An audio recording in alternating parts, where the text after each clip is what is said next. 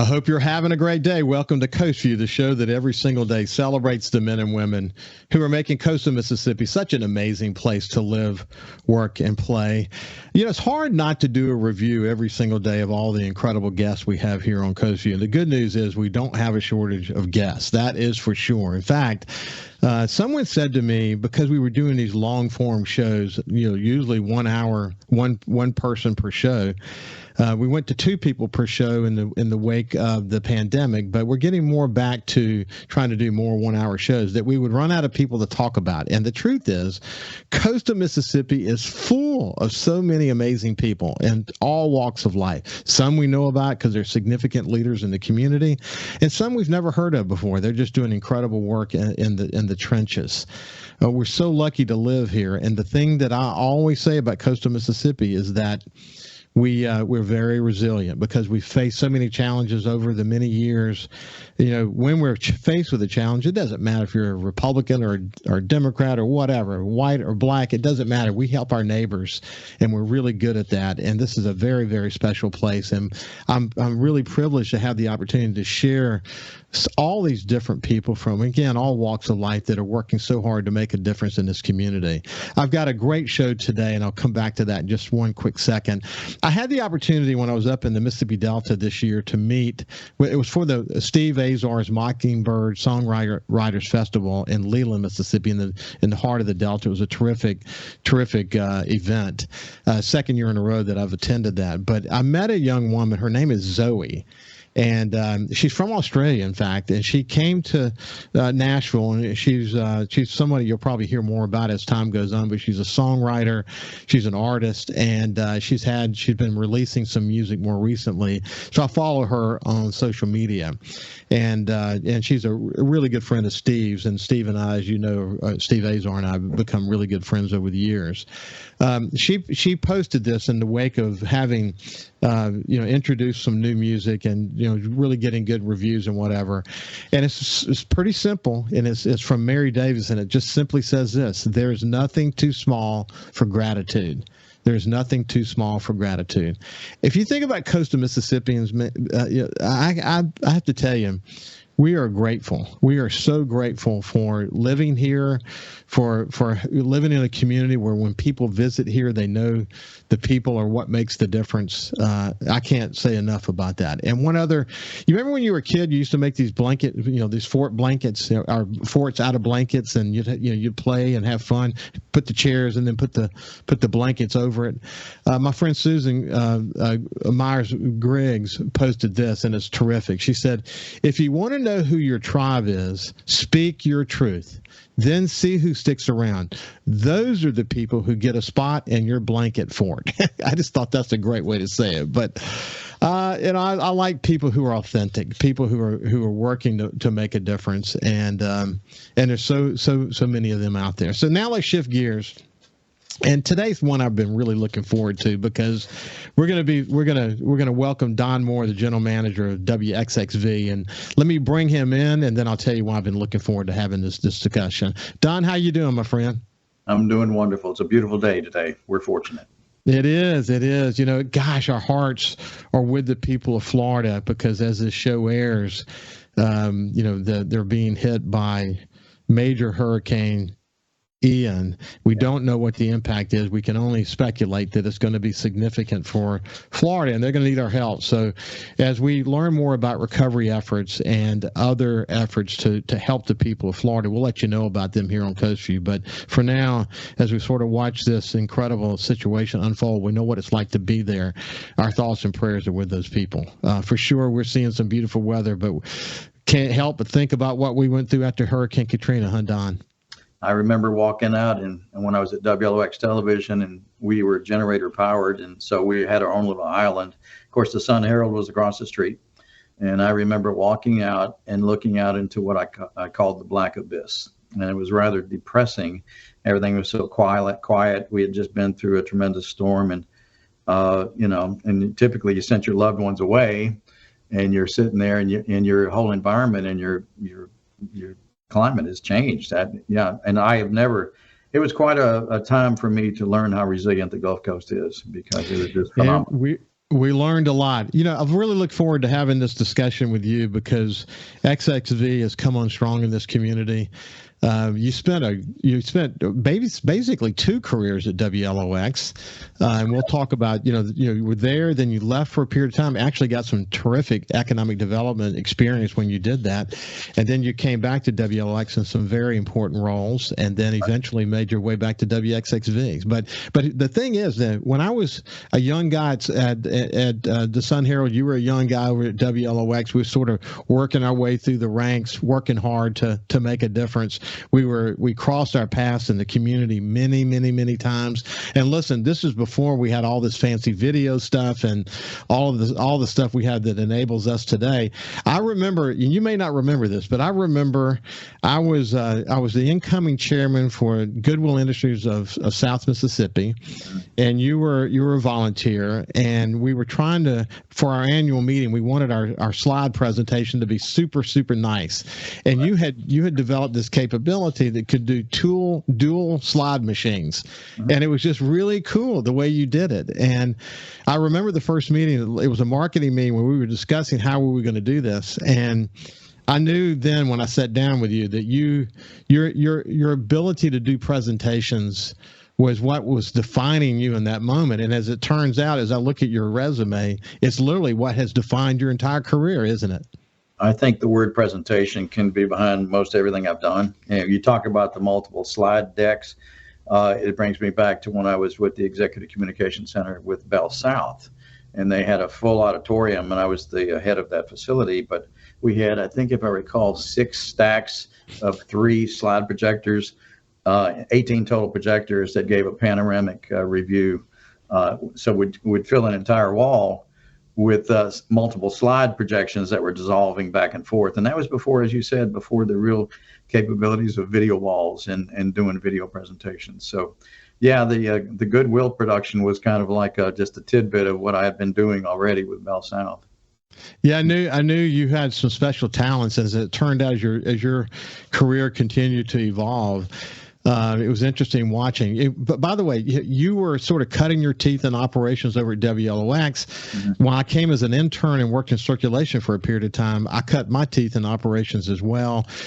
Adding on to the building, installing a new press. I mean, you were installing new capabilities over at WLOX. I mean, it's interesting. Our careers sort of mirrored each other in a lot of ways, and then we would run into each other out in the community all the time. But you developed, it was beyond presentation, your ability to produce. You did a lot of work for networks, and I mean, while you were at WLOX, you were kind of a sought after guy to come in for big events, weren't you? It's kind of interesting how things transpired. I'm a prayerful person, and I feel like things just fall where they should. I was with WLOX, and I got a call from a producer out of Dallas that I'd been doing a lot of work with churches. And so a lot of my music background of directing music productions was in the church environment, not as much in the pure television environment where you can have more exposure typically with news productions. So I got a call from this producer out of Dallas and said he had asked around. He had a guy that he was losing a director to the Olympics, 1984 Olympics. And he said, I've asked around and people said, you're the man. So I started getting involved with this guy. And so, yes, those would be my vacation times. My I don't want to say poor wife, Twyla, who you know, was so accommodating. She had a husband that would take a vacation and go off to work. But, when I first started working with Paul Christensen with Omega Productions out of Dallas, it was involved. I've done 25 gospel shows with him. He's the one that, it was through him, I did the B.B. King special. The last DVD that B.B. King ever did, we produced in Nashville and also in Memphis.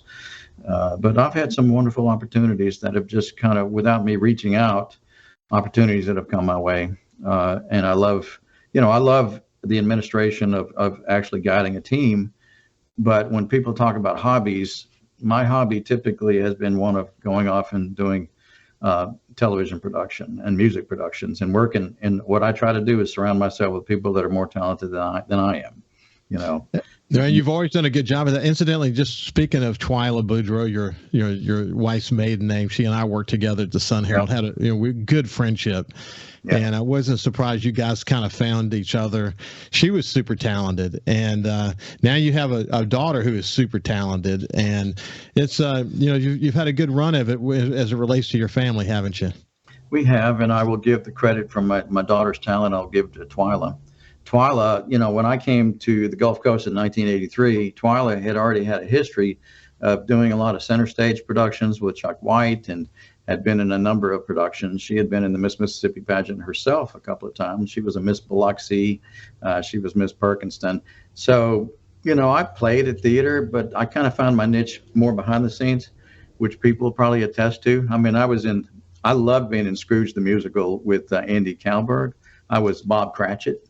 Hey, listen, Bob Cratchit. Let's wait, and we'll pick it up from right there on the other side. But this is Don Moore, the general manager from WXXV, an old friend of mine. We were competitors, but we still had tremendous respect for each other. I look back on those days, and I have nothing but fond memories about Don. We'll see you after this break. Thank you. Welcome back to Coast View. I have an old friend, dear friend, Don Moore, who is the general manager of WXXV, but we used to be competitors. Sun Herald was on one side of the Bees Road, WLOX on the other side. And it's sort of, it's back in the days, Don, when you could be competitors and still work in the community together and do amazing things together. There was no personal hard feelings with one another. I think the Sun Herald and WLOX always had a really healthy competitive relationship, don't you? Let me take an opportunity to tell you what I thought was a really, really wonderful moment, and it was during Katrina. When Katrina came, everyone comes together. We talk about it doesn't matter ethnicities, religious preferences, or anything. Everyone comes together. Just like when 911 came along, all of a sudden, if you're an American, you're an American, bottom line. But when Katrina came around, what I remember from it quite fondly is the fact that WLOX lost its transmitter capabilities at that time. Our transmitter had a water pump issue. Now, I was director of operations at the time, but WXXV had the capability. They lost their link between the station and their transmitter. So we set up a satellite feed to feed a signal to WXXV's transmitter site, and we actually broadcast WLOX on WXXV's transmission. It was WLOX broadcasting on channel 25. That is true cooperation. Now, as far as the Sun Herald, I also remember the wonderful relationship with reporters coming in, field reporters coming in to the station at WLOX and giving live on-air reports. I mean, we basically came together, and it didn't matter. I don't really like the word competition. We happen to be in the same type of media business, but as long as you're conducting yourself with integrity, and that you're just being honorable, that's what it's really all about. Now, what I remember also, we had a fuel truck come in, John McFarland over at the newspaper at the time. I called him up and I said, we have about, I can't remember, I think 500, I was more than that, but we had almost 1,000 gallons of fuel, and there's no sense in sending that away. So I called John, I said, if y'all could use it at the Sun Herald, we'll have the truck go over there and drop it in your generator tank, that fed your generator. And that to me was the epitome of cooperation. I could walk in the Sun Herald and it wasn't, it's that television guy. It was basically, we're all in this together to get a message out to the community and do the very best we can as media outlets, no matter what form of media outlet you are. We had a common charge and a common purpose. We did. It was one of my most magic moments, is seeing how we all come together like that. You may remember we had a really, really well-honed emergency operations plan that we worked together on. So we backed each other up in so many different ways. Hey, so when we went to break, we were talking about how talented your wife is and was back in the day. Twyla Boudreaux was her maiden name, and then your daughter got some great talents from her. And you mentioned that during these plays and other things that you were involved with, you like to work behind the scenes. But at one point, you actually got cast as Bob Kravick, right? Cratchit. Of course, right? Cratchit, yeah. Yeah. So how was that? Well, I got to tell you what, when I see Andy Kalberg still out in the streets today, I still kind of want to cower because I feel like he's my boss, because I was involved with that show for so long, and it was before children for me. And young Matthew, who played the role of Tiny Tim, oh my gosh, I just felt like he was family. And there's a family, the theater family group is pretty tight as well. What I do remember, I'm going to tell you a fun story if I may. So typically when you're doing a production like that, it's not uncommon to see all the kids start getting sick, and they're coughing and they're wheezing, and the adults are trying to nurture them. And then it comes time for showtime. And then all of a sudden the adults started getting sick because they got it from the kids. So I was about to go on stage singing a little song. I'll just sing part of it. Little children peep into Christmas windows. And so that's the start of the song.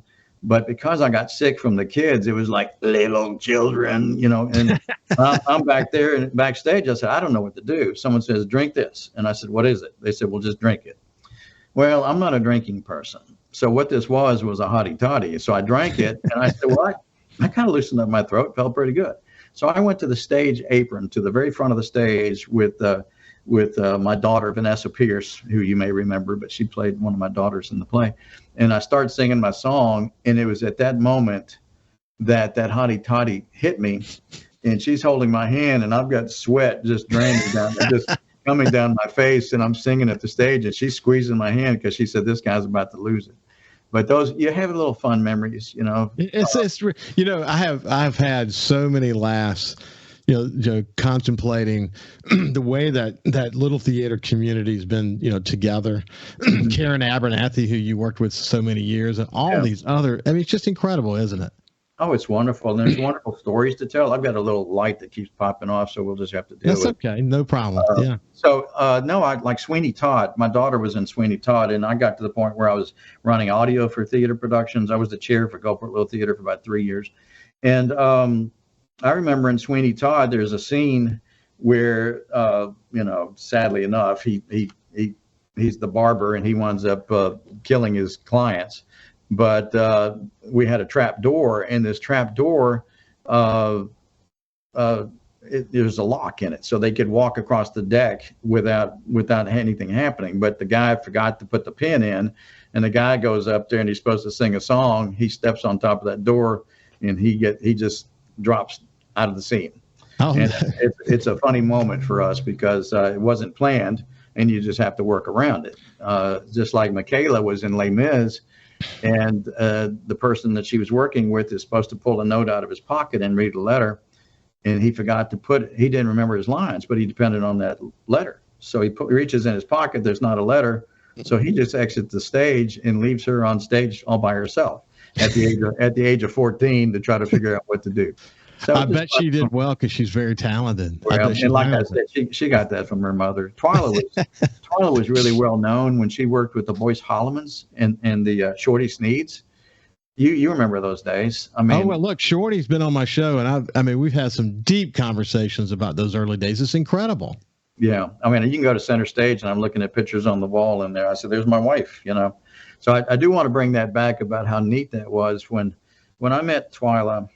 It was when I was doing an awards ceremony for the Ad Federation, and someone said, I need some entertainment, and they said, well, you could probably get Twyla Boudreaux to bring in her dance troupe, and that's how I met her. I brought Twyla over to the Sanger Theater, and that's how I met. And so for a period of time, it was that guy at that television station is dating that girl at the newspaper. So I made a commitment to everybody that the conversation was strictly social, and I really had no interest at that point in the Sun Herald. My interest was in this beautiful young lady named Twyla Boudreaux. So, yeah, that was in the early '80s, and we were good friends at that time. We actually worked in advertising together, and so funny looking back. I told you off the air. In some ways, it feels like it was yesterday. In other ways, it feels like it was so long ago. So long ago. So let's shift gears. You cut your teeth in operations, and eventually, though, you found your way into the sales side of the operation. And that, to me, that was sort of clear then that you may eventually be a general manager, maybe not at WLX, maybe at WLX, maybe somewhere else. Of course, that's where you are today at WXXV. But you spent a lot of years in sales. You learned a lot about what it means to run a business, didn't you? I did. That transition for me into sales was prompted by my wife, who said, you're doing commercial productions, you work with clients every day, you have the skill set to interface with people. Why don't you think about moving into the sales avenue? And I said, well, if I were to do that, I want to have a broader breadth of experience to make myself more marketable and make myself a valuable component for WLX or whoever. So yeah, in the sales environment, I think I started that in the year 2000, maybe. Yeah, somewhere around there, 2002. And it wasn't a tough transition, because to me, whether you're doing commercial production and generating ideas, or whether you're working with a client in the sales process, and it was the same for you in the newspaper, it's all a matter of putting them first. And I would say, I love something I learned with Bell South Marketing, and it was, if you're making a presentation, think about positioning the benefits first. If you want to gather someone's attention, and you don't want to turn to the back page and say, oh, this costs $2,500. You start off by saying, like I did it with Bell South one time, we had a very resistant client that came in. He said, I don't know why I'm here. I really don't know why I'm here, because the account executive brought him in. And I said, well, first of all, if we can save you $100,000 a year, could I have an hour of your time? He said, if you can save me $100,000 a year, he said, I'm all ears. So it's amazing that it's not difficult. Sales is all about relationships, and it's about honoring your commitment to support someone. If something doesn't work, you own up to it and say, what can we do to make it better? And valuing the relationships. I mean, do you remember the WorldCom story up in Jackson? Very well. Yeah. But when I was in economic development, they talk about nurture. I can knock this out in about a minute. In economic development, 20% is geared toward bringing in new business, and that's the flash. And then the 80% is nurturing the core. So up in Jackson, WorldCom is in downtown Jackson, and all of a sudden, Bernie Evers is saying, I'm moving my business to Jackson. And they're going, why? And he said, because I never hear anything from you. He said, once you landed my business, you didn't seem to care. But that carries all the way through. I mean, the core is basically, you got to pay attention to who you have for clients and what you can do to grow those clients. That, to me, is the epitome of effective selling. This is Don Moore, General Manager from WXXV. We'll pick it up on the other side after this break. Welcome back to Coast Vue. We have Don Moore, the General Manager for WXXV with us today, and an old friend. We used to work across the street from one another and cross paths in the community many times. Don, as I look back, it's hard to really kind of get in my head that I left the Sun Herald to go to be president of the Alabama Media Group in 2009. It's hard to remember that it was that long ago. I was publisher of the Mobile Press Register, with responsibilities for other newspapers and digital assets across the state.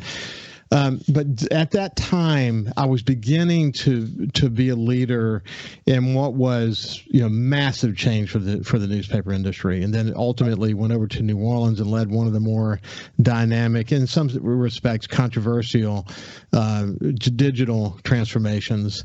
I had the opportunity to work for the largest privately owned media company in the United States, Advanced Condé Nast, and they're willing to take risks because they knew we could see the handwriting on the wall that things were going to be very, very different for newspapers going forward. And of course, it all has played out that way. Unfortunately, it has played out that way.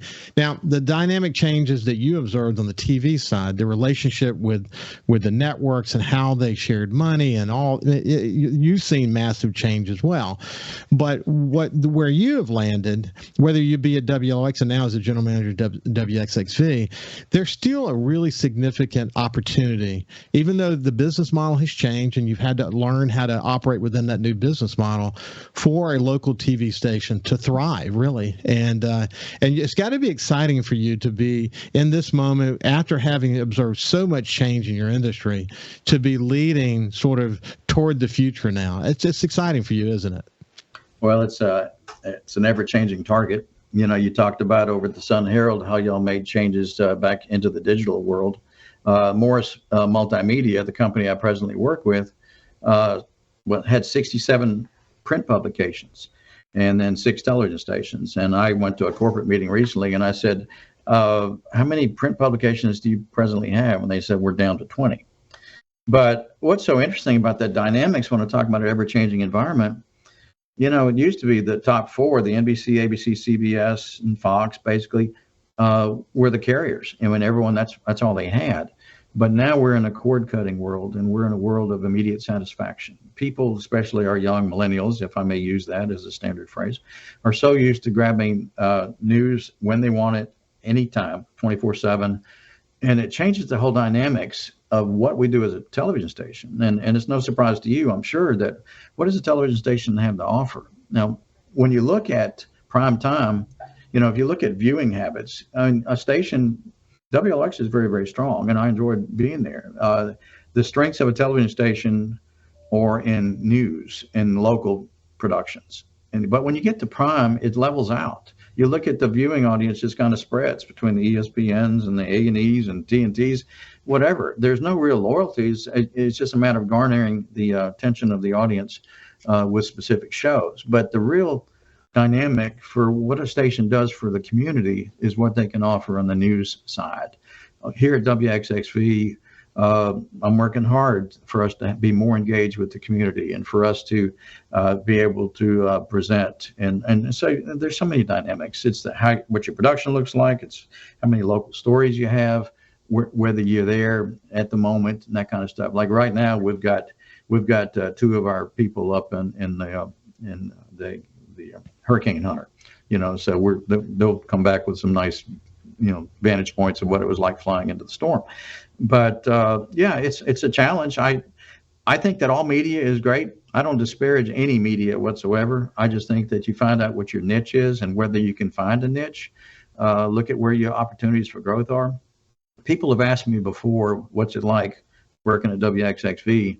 And what's your overview? And I said, it's really all about the people. You can have a camera and you can have a transmitter and an antenna, but what separates anyone is the people and how they serve their station and how they serve the community. And my job here is to motivate people and motivate them to excellence. And that's what any manager's job should be.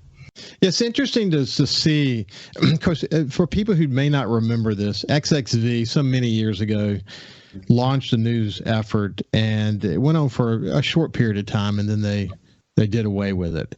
Right. And then you brought it, of course, it was brought back because I think it's the point that you're making that the differentiating characteristics became really, really fuzzy when you got to the network level. That's the point you were just making. Mm-hmm. And that the way to define yourself has to be in your commitment to the community, like you just mentioned, and in local programming. That's the key to success. And just interesting, that's the key to success for newspapers, even today, as whether they keep print or not, that's the decision they'll make. But there, even in this like massive digital world with so much information, the key to success is really in being all local, as much as local as you possibly can. And that's why you guys launched your news program, isn't it? Yeah, and it also was timely with the NBC acquisition. When NBC came in, it was part of even a network mandate that you have local news, and so that you become a feeder for them as well. But I want to share something, if I may, just that you haven't asked. And a station can't be an island. We're 4 miles north of the interchange. So people said, "Oh, you're way up there on Highway 49." Well, it's only 4 miles up, and that's not too bad. But the bottom line is, you can't operate as your own little island. To me, our engagement with the community is not just the broadcast, what we're sending out for news, but our engagement with the community is, our leaders here. I mean, I'm do self-bragging if you don't mind, but I'm proud to be a charter member of Leadership Gulf Coast. And I know Ricky, that you were a Leadership Gulf Coast person too. But the bottom line is, your involvement with the community, even past the television station. And I'm an advocate of that. I mean, I've got a sales manager that is so highly engaged with the Chamber of Commerce effort. And so, by looking at my history, I think one of the selling points that when they looked at my bio, they want someone that knows how to manage, but when they see that someone's very involved with the community, that's a selling point, because you can't be an island. You want them to see you not on a television screen. You want them to see you at a meeting, at a chamber or something, talking about how our Gulf Coast business, the Gulf Coast Business Council. How can I be involved, not just as a television station? How can I be involved as a citizen? So that you're just not I mean, I'm guilty. I've been a member of a board of a chamber that I was just more of a figurehead. And I'm saying, you know what, this isn't right. If I'm going to make a commitment to be on a committee or on a board, I need to devote some time and effort so that I'm making a change, positive change. But the way I came to understand it early in my career, because I had a terrific mentor in Roland, and then when I became publisher, this is what I taught and just sort of continue to perpetuate what I think is sort of a core value that the Sun Herald had, and really a core value that just about every business in coastal Mississippi has. You name the business, there's probably somebody, if it's a substantial business, and in some cases even the smallest business, but there's someone there that's very committed. What I came to understand is that it hits on multiple levels. It certainly helps build a better community. So you're helping to fill gaps, and you're one of the 1,000 points of light, and that's probably the most important part of it. I also always understood that if you're out there engaged in the community, and this is obviously the thing I saw in you as well, that when you're engaged in the community, when you're not leading from some perch somewhere, but you're literally in the trenches, seeing what the needs are and understanding the needs personally, then it really enables you, especially from your news program's perspective, it enables you to make sure your news program connects with the needs and ultimate vision of the community.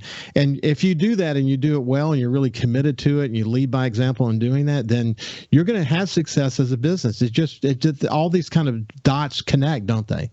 Yeah. And also, I mean, I don't want to discount the power of the media. I mean, it is so, I can't ignore it. If you send something out on the airways that's positive and you get this positive feedback, wonderful. But if you make a mistake, guess what? The phone's ringing, and you say, you come to realize how strong the media, whether it be print or whether it be radio or television, there's a great responsibility to trying to do it right. And for me, I'm never going to take the approach of, quote, always right. I'm going to take the approach of having a listening ear and say, did we do it right? Or if we didn't, what can we do to make sure we're better next time? Yeah, I had a great conversation with Dr. Joe Paul from USM recently. And I said, because, he'd been at the university 40 years, then retired and back now as the interim president. I think he should be the permanent president, frankly. But Joe Paul, I said, how are you having a good time, Joe? And he said, 80% of the time. And, I chuckled at that a bit. And this is the response I gave him. And you know this well, too. But when you sit in your chair, the buck stops with you. It certainly stopped with me in my various roles as a CEO the last 16 years of my career. But by the time a problem got to me, it'd been through a bunch of layers. And there was never any easy problems that got to me. There's not necessarily easy problems that get to you. And there's not many easy problems that get to Joe Paul. That's just what goes with the territory of being the leader of an organization. Let's do this. When we get on the other side, we'll talk a little bit more about that. And then I want you to tell me what you're most proud of as it relates to WXXV these days. And that'll be the final segment with Don Moore, the general manager from WXXV. We'll see you after this break. Welcome back to Coast View. I told you that I was going to enjoy this conversation with my old friend Don Moore, who's now the general manager at WXXV. And one of the things, Don, we were chatting about during the break is that there are so many people that think the way that you and I were just talking about, and that is that there's this great relationship between what we do in our business and the work that we would do in the community. And I love in retirement having this opportunity to tell these stories, because I think it holds you and others like you up as an example for others to say, don't look at your job as just a job. Find a way to go beyond your work and be engaged in the community. And by being engaged in the community, it's going to make you actually a better employee. And I mean, there's never a case when that's not the case, is there, John? Is it, Don? Well, it's an interesting, if I may set up this little analogy, that I have no problems with someone saying, I want your job. Typically now, if you're in the middle management and someone says, I want your job, you can say, okay, you're going to push me up. I'm fine with that. Right now, if they want my job, I'm probably looking and said, okay, close to the retirement scenario. But someone wanting your job, you're serving as a mentor for them, and they're going to be looking at how you conduct yourself. And like we said, if we can set ourselves up as mentors to stay involved with the community and to be engaged and not just be some kind of a figurehead somewhere because you have the title, I just think it's so important. And so we're setting examples, and that example will always be there no matter what generation we're in.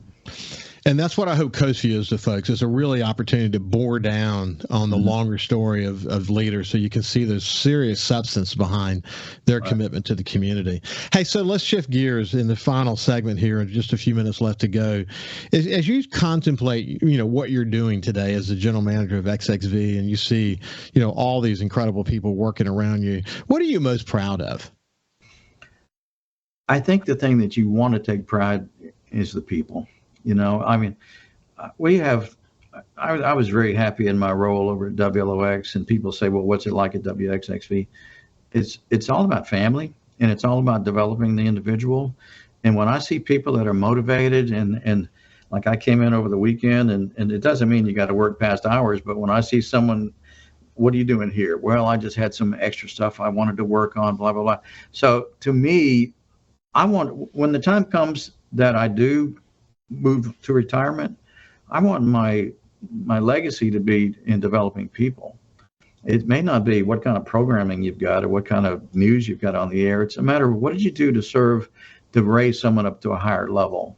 A real quick story for you. When I first came here and I met with the people in production control, I said, don't think of yourself as a small station.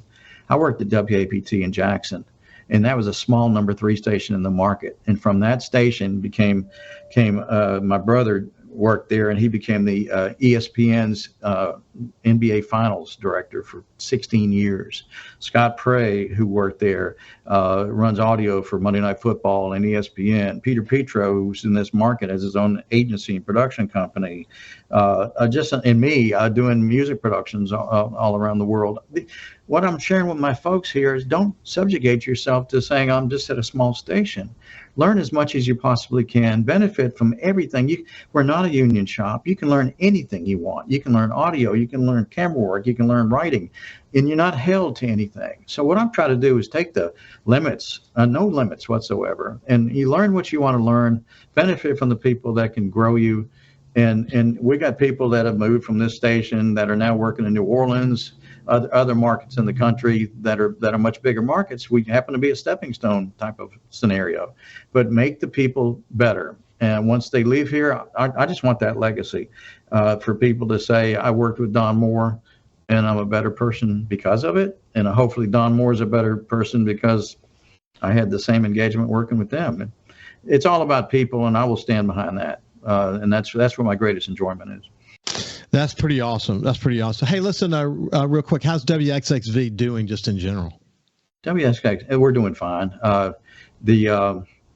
We are working hard to get more community involved. It's a good station. We had a good year in being part of this 6 television station group. We're the only Fox in the group. The other stations are NBC, CBS. It's interesting, if I may. We got NBC, we got Fox, but we got CW. But then we're also Defy and Grit. Those are what we call pass-through channels. They're stations that we're giving them some coverage in our market, and they pay us for rental space, so to speak. So we have the 5 stations. But as far as the station, you'll never be where you want to be, because you can always say, what can I do to be better? What can I do to provide better news? What can I do to have better on-air presence? So that's my charge. My charge is to be a change agent for the station. If I'm going to be sitting at a desk just being passive, that's not what they want. My job is to say, what can we do to be better? And it doesn't happen immediately. October 1st is my 1-year anniversary here at this station. So that's amazing. It seems like it's been longer than that, actually. I know. I mean, again, it comes back to the time flies, doesn't it? Well, yeah, but sometimes I got to tell you, it seems longer to me too. a lot of positive challenges. We've had a good time here, and the thing I'm just so happy when I come to work, it's just the people and the interface with the kind of people, and I think we've got a lot of potential, and we just want to be a good service agent for the community. Well, listen, man, it takes a lot of work by a lot of people to make a community like Coastal Mississippi tick, and WXXV clearly has this role. Keep up the good work. I see it in your programming that you care deeply about the community, and it's good to see you doing well at this later part of your career, and keep up the great work, my friend. Yeah, I've noticed that you've called me my old friend, and every time you've introed me, it had the word old in it, but that's fine. I'll accept that. It's been great, Ricky. I've valued our relationship over the years, and I wish you the very best. You're doing a great job. Well, thank you, man. I've really enjoyed it. It's been sort of a passion project for sure. Hey, hope you have a great day. We'll pray for the people of Florida, and we'll see you tomorrow. Thank you.